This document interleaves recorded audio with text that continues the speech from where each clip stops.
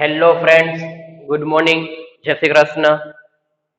હવે ગયા લેક્ચરમાં આપણે ઇન્ટરમીડિયેટ કાર્બોકેટાયન, કાર્બ એનાયન અને ફ્રી રેડિકલ વિશે સ્ટડી કરી ગયા. હવે આજના લેક્ચરમાં આપણે ઇન્ટરમીડિયેટ કાર્બીન વિશે ડિસ્કશન કરવાનું છે. આપણી પાસે ઇન્ટરમીડિયેટ છે કાર્બીન.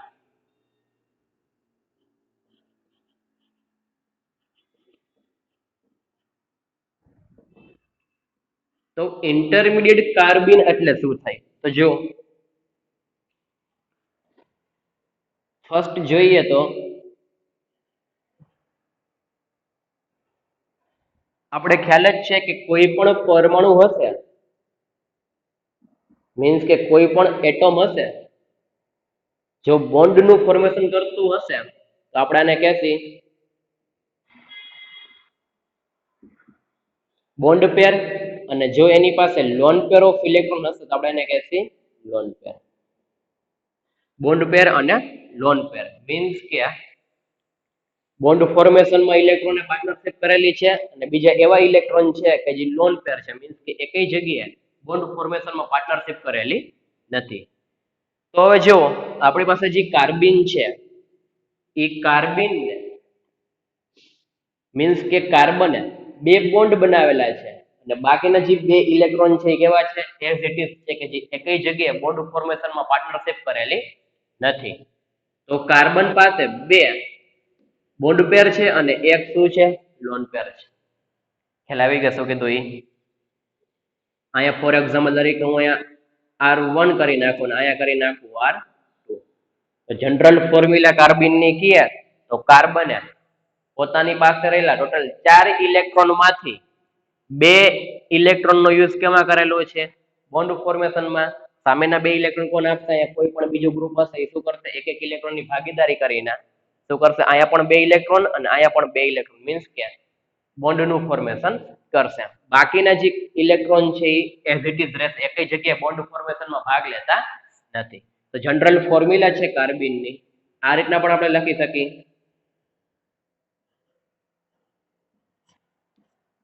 આ પણ શું છે? કાર્બીન જ છે. કાર્બન પાસે બે લોન પેર ઓફ ઇલેક્ટ્રોન અને બે બોન્ડ પેર, એને શું કહેવામાં આવે છે? કાર્બીન. તો ચાલો હવે કાર્બીનની જનરલ કઈક પ્રોપર્ટી જોઈ. ફર્સ્ટ પ્રોપર્ટી જોઈએ આપણે કાર્બીન highly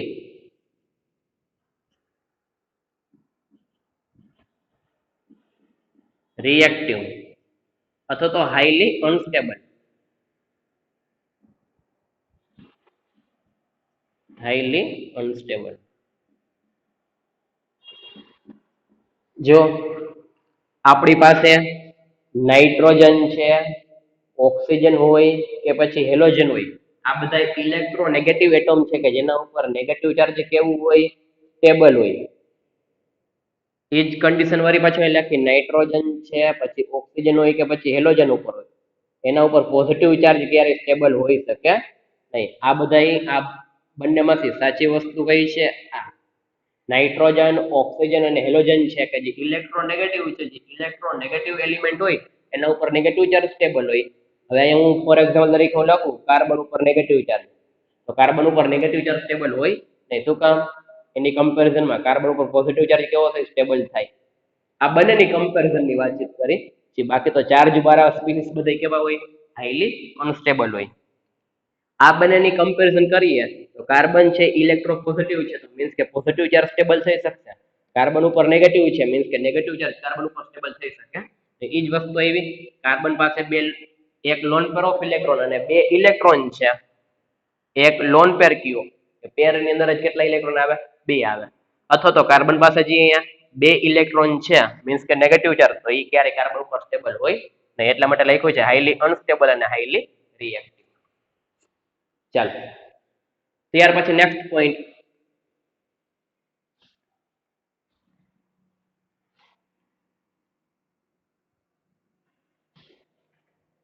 work as a electrophile. જો ઇલેક્ટ્રોફાઇલ તરીકે વર્ક કરશે કાર્બીન, શું કામ?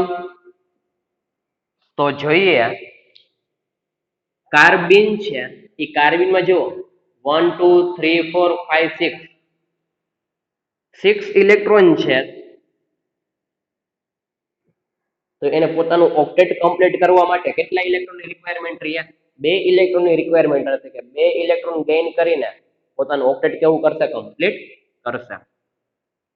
6 + 2 કરી છે મીન્સ કે ઇલેક્ટ્રોનને શું કરે છે? એક્સેપ્ટ કરે છે. ઇલેક્ટ્રોનને એક્સેપ્ટ કરતો એને આપણે શું કહીએ છીએ? ઇલેક્ટ્રોફાઇલ. તો 6 ઇલેક્ટ્રોનમાંથી 8 ઇલેક્ટ્રોન કે ઇલેક્ટ્રોફાઇલ. ખ્યાલ આવી ગયો શું કીધું? ત્યાર પછી next point,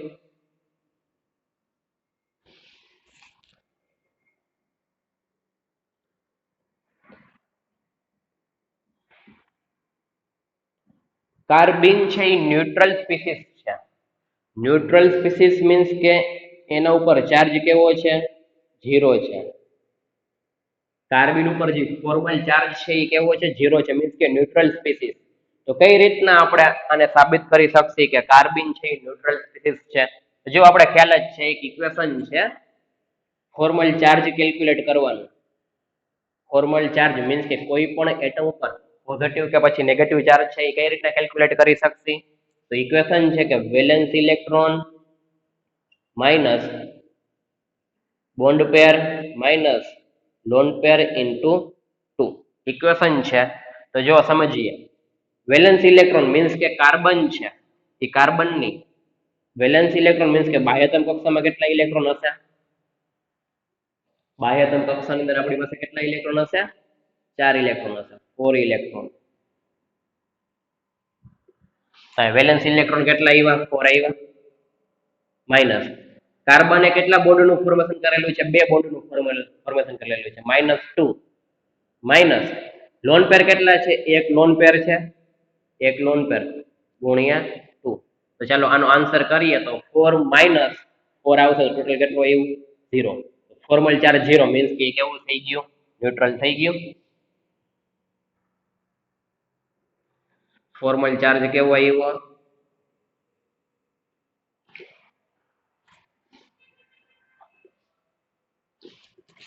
formal charge is equal to 0 means કે ન્યુટ્રલ આવ્યું. ખાસ એમી પોઈન્ટ કાર્બન છે કેવું છે? ન્યુટ્રલ સ્પીસીસ છે. કઈ રીતના તો આપણે પ્રૂફ કરી દીધું છે.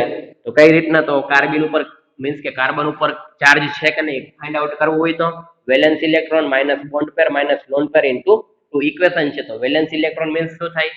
કાર્બનની બાહ્યતમ કક્ષામાં કેટલા ઇલેક્ટ્રોન છે? 4. તો 4 મૂક. બોન્ડ પેર મીન્સ કેટલા બોન્ડનું ફોર્મેશન કરેલું છે? 2 -2 માઇનસ લોન પેર કેટલા લોન પેર છે? એક loan pair into 2 -2 -2 -4 +4 is equal to 0.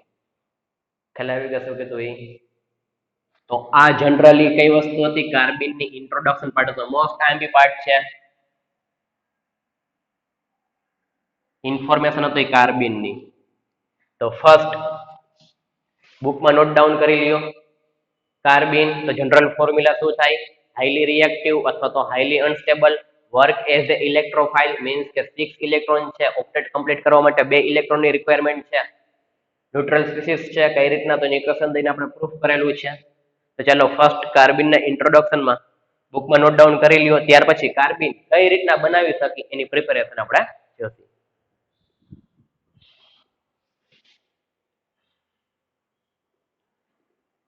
ચાલો કાર્બનની પ્રિપેરેશન જોઈ કે કઈ રીતના કાર્બનનું ફોર્મેશન કરી શકીએ. તો હવે એની અંદર આપણે ફોર એક્ઝામ્પલ તરીકે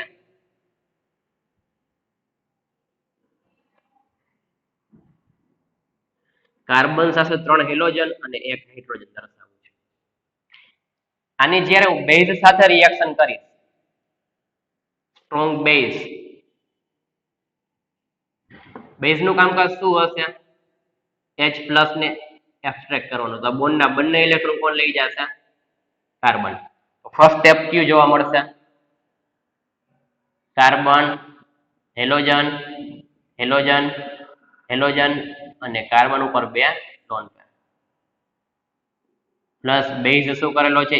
H+ ને એબ્સ્ટ્રેક્ટ કરી દીધો છે. B means base, strong base.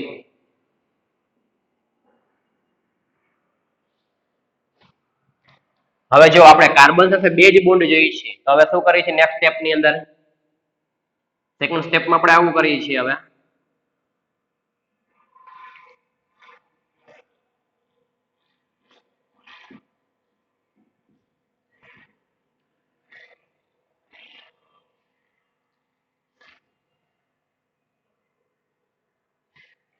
X minus means કે હેલોજન પોતાના બંને ઇલેક્ટ્રોન લઈને ત્યાંથી રિપ્લેસ કરીએ છીએ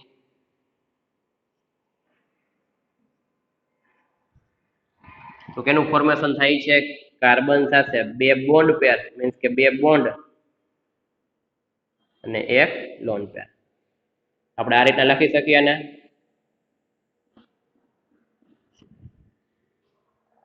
કેનું ફોર્મેશન કર્યું આપણે કાર્બન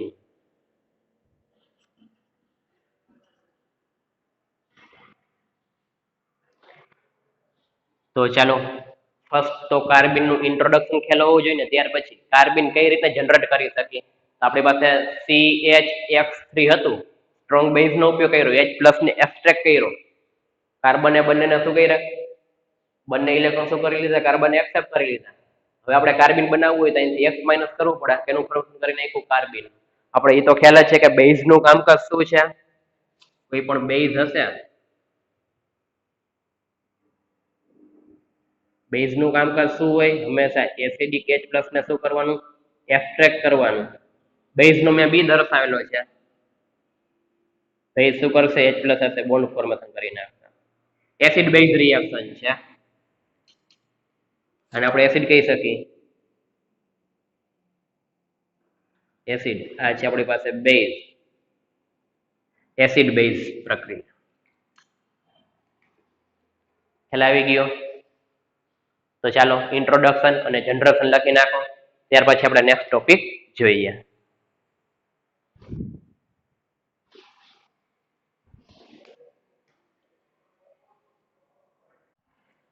ચાલો હવે આપણે ઇન્ટરમીડિયેટ કાર્બન કમ્પ્લીટ કર્યા પછી લાસ્ટ ટાઈમ વાત કરેલી હતી કે એની સાથે ટાઈપ્સ ઓફ ઓર્ગેનિક રિએક્શન વિશે ડિસ્કશન કરશે તો આપણે carb cation carb anion free radical અને કાર્બન ઇન્ટરમીડિયેટ છે કે જે આપણે કમ્પ્લીટ કરી નાખેલું છે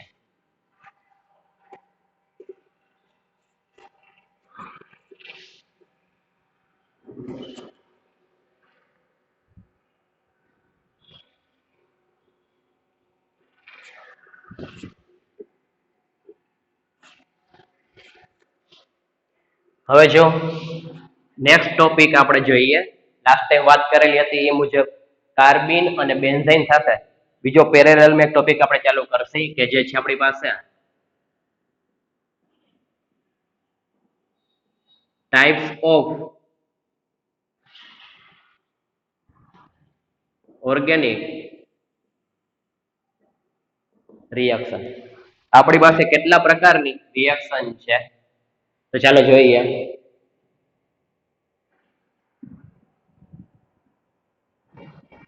ઓર્ગેનિક રિએક્શનમાં ફર્સ્ટ આપણે સ્ટડી કરીશું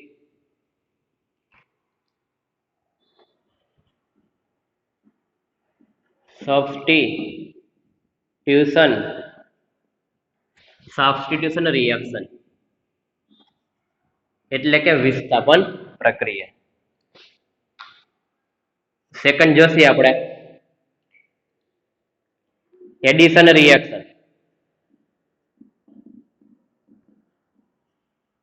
એડિશન રિએક્શન ત્યારબાદ જોશી આપણે એલિમિનેશન રિએક્શન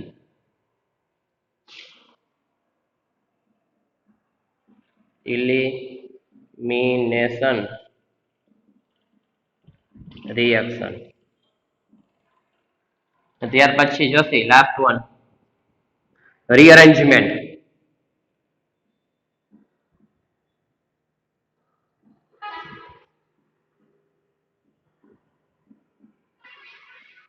તો આપણી પાસે substitution reaction addition reaction elimination reaction અને રીઅરેન્જમેન્ટ વિશે ડિસ્કશન કરવાનું છે વિસ્થાપન પ્રક્રિયા કહી શકી યોગશીલ પ્રક્રિયા કહી શકી વિલોપન પ્રક્રિયા કહી શકી અને પુનઃ ગોઠવણી કહી શકી તો આપણે ઓલરેડી 11-12 સાયન્સ ની અંદર substitution reaction, addition reaction, elimination reaction અને રીઅરેન્જમેન્ટ વિશે ઓલરેડી ડિસ્કશન કરી દીધી છીએ.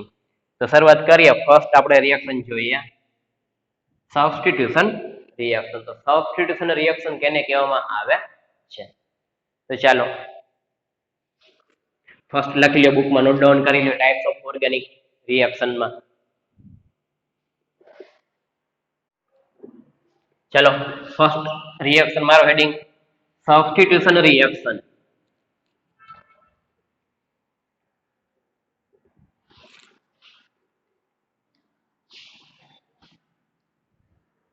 Substitution reaction.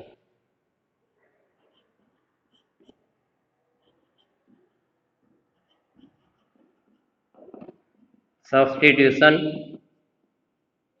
રિએક્શન. તો ચાલો એક્ઝામ્પલ દ્વારા સમજીએ.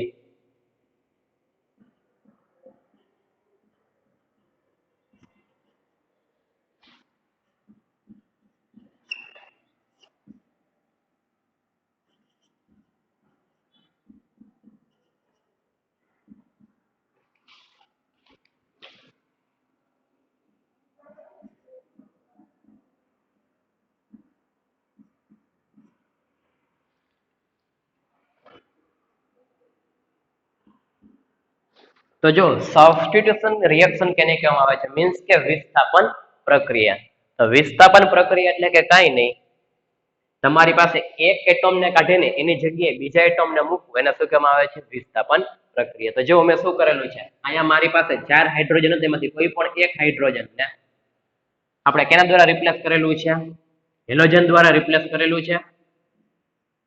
H ને આપણે હેલોજન દ્વારા રિપ્લેસ કરેલું છે. મીન્સ કે કોઈ પણ એક એટમ કાઢીને એની જગ્યાએ બીજા એટમ ને મૂકવું, એને શું કહેવામાં આવે છે? Substitution reaction. તો આમાં આપણે આ રીતના લખી શકીએ, હેલોજન છે મીન્સ કે X X X2 મીન્સ કે X સિંગલ બોન્ડ X. એકને કાઢીને એની જગ્યાએ બીજાને મૂકવું. તો આપણી પાસે એક્ઝામ્પલ કેનું આવ્યું? Substitution reaction. ખ્યાલ આવી ગયો? તો ચાલો એક્ઝામ્પલ લખી લ્યો.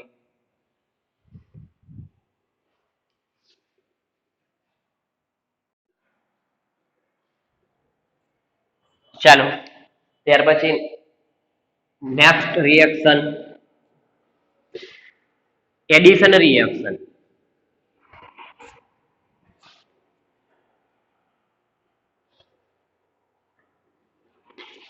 સેકન્ડ કઈ રિએક્શન જોઈએ આપણે? એડિશન જોઈએ.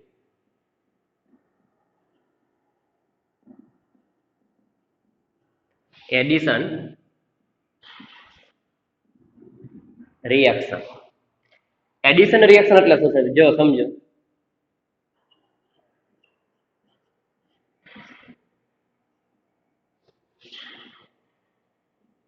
એડિશન રિએક્શન મીન્સ કે અહીંયા આપણી પાસે જો બે પ્રકારના બોન્ડ છે, સિગ્મા છે ને બીજો કયો છે? પાઈ બોન્ડ છે. આની સાથે પેરેલલ એક્ઝામ્પલ નીચે જોઈએ આપણે. ફર્સ્ટ જોઈએ substitution reaction.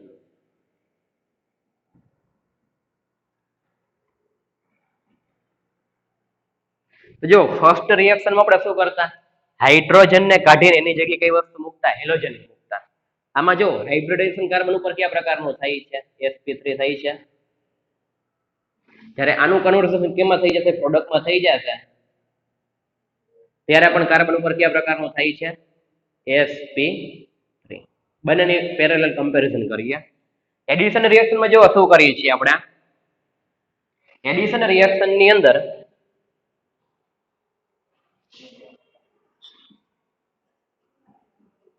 Carbon tetrachloride solvent છે, એની અંદર Br2 ને સોલ્યુટ નો યુઝ કરીને આપણે કેનું ફોર્મેશન કરેલું છે? Br2 water.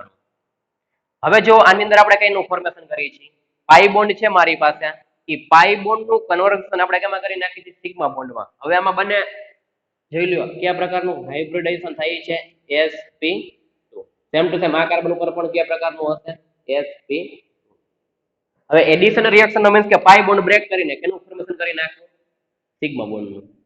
અહીંયા જો બંને કાર્બન સાથે કઈ વસ્તુ આવશે હેલોજન આવશે મીન્સ કે Br2 નો આપણે યુઝ કરેલો હતો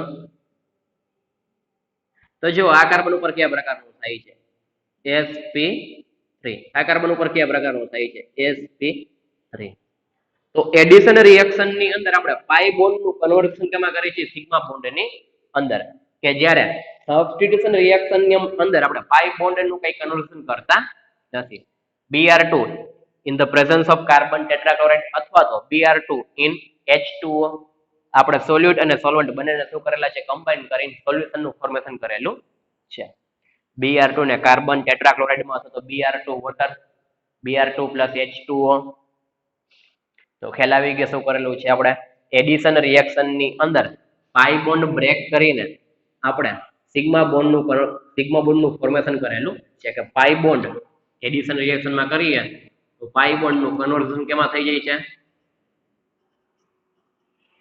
સિગ્મા બોન્ડ કે જેવું સબસ્ટિટ્યુશન રિએક્શન માં એવું એક પ્રકારનું થતું નતું કે જેની અંદર sp3 હોય તો જ sp3 રહેતું ત્યારે આમાં sp2 નું કન્વર્ઝન કેમાં થઈ જાય છે sp3 માં sp2 નું કન્વર્ઝન કેમાં થઈ જાય છે sp3 માં તો આપણી પાસે કઈ રિએક્શન આવી છે આ એડિશન રિએક્શન ખ્યાલ આવી ગયો શું કીધું છે તો ચાલો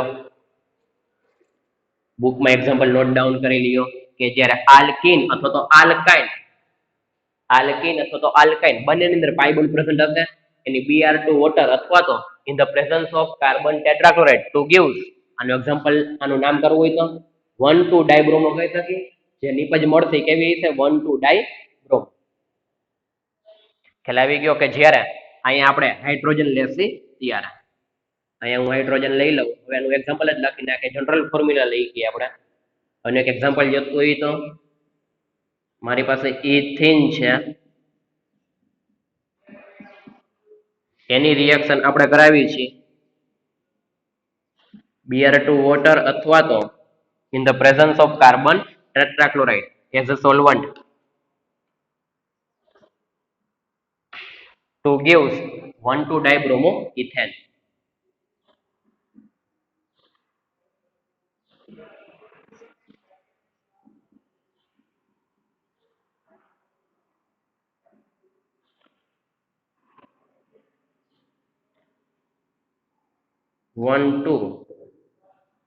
dibromo ethane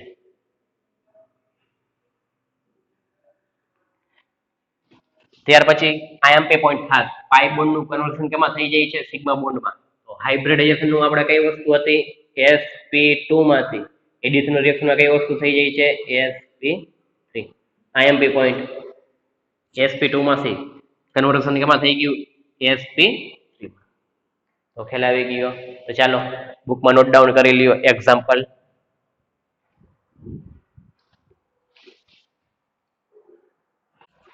તો ચાલો આજના લેક્ચર ની અંદર આપણે કઈ વસ્તુ જોઈ ગયા ફર્સ્ટ ઇન્ટરમીડિયેટ કાર્બિન અને second types of organic reaction માં ફર્સ્ટ સબસ્ટિટ્યુશન રિએક્શન કે જેની અંદર આપણે પાઈ બોન્ડ ને એવું કશું કઈ બ્રેક કરતા નથી ઓન્લી ફોર એક એટમ નું રિપ્લેસમેન્ટ બીજા એટમ દ્વારા કરીએ છીએ એડિશન રિએક્શન માં કે જેની અંદર પાઈ બોન્ડ નું કન્વર્ઝન કેમાં કરીએ છીએ સિગ્મા બોન્ડ માં મીન્સ કે હાઇબ્રિડાઇઝેશન sp2 માંથી કેમાં થઈ જાય છે sp3 માં તો આ રિએક્શન કઈ હતી એડિશન રિએક્શન માં ઓન્લી ફોર પાઈ બોન્ડ ને આપણે બ્રેક કરીએ છીએ આલ્કીન હોય કે પછી આલ્કાઇન હોય બંનેની અંદર કઈ વસ્તુ પ્રેઝન્ટ હોય છે પાઈ બોન્ડ પ્રેઝન્ટ હોય છે ઓન્લી ફોર બોન્ડ ને બ્રેક કરીએ છીએ એક એટમ ને રિપ્લેસ કરતા નથી જ્યારે આપણે સબસ્ટિટ્યુશન રિએક્શન હતા એની અંદર એટમ ને રિપ્લેસ કરીએ છીએ બોન્ડ બ્રેક તો કરીએ છીએ પરંતુ એટમ ને કેવા કરીએ છીએ ત્યાંથી રિપ્લેસ કરીએ છીએ આમાં only four pi bond break કરીએ છીએ જો અહીંયા મારી પાસે 4 હાઇડ્રોજન હતા 1 2